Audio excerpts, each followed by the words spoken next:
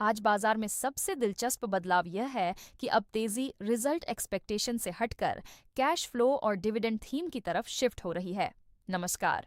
हाल के ट्रेंड से यह संकेत मिल रहा है कि निवेशक अब उन कंपनियों की तरफ जा रहे हैं जहां मजबूत कैश फ्लो, कम कर्ज और नियमित डिविडेंड है। इसका मतलब है कि बाजार अब थोड़ा ज्यादा स्मार्ट और सिलेक्टिव हो गया है। मार्केट संकेत निफ्टी 25,000 के ऊपर टिकने की कोशिश कर रहा है। अगर यह स्तर बना रहता है तो 26,200 तक की तेजी बन सकती है। लेकिन अगर दबाव आता है तो 24,900 के आसपास सपोर्ट महत्वपूर्ण रहेगा। अब बात करते हैं आज के सबसे फोकस वाले सेक्टरों की। पहला सेक्टर ऑयल एंड गैस मजबूत कैश फ्लो और डिविडेंड यील्ड के कारण इस सेक्टर में निवेशकों की रुचि बढ़ रही है। दूसरा सेक्टर यूटिलिटी और पावर स्थिर कमाई और लगातार डिमांड के कारण यह सेक्टर सुरक्षित निवेश का विकल्प बन रहा है।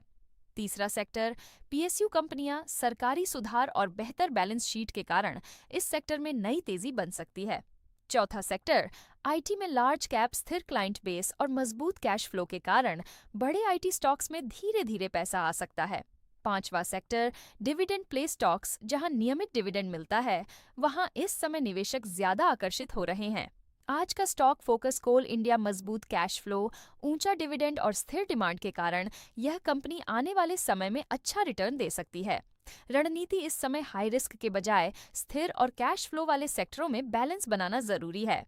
इससे बाजार की अस्थिरता में भी पोर्टफोलियो सुरक्षित रह सकता है। याद रखें, बाजार में समझदारी सिर्फ तेजी में नहीं बल्कि स्थिर कमाई चुनने में होती है।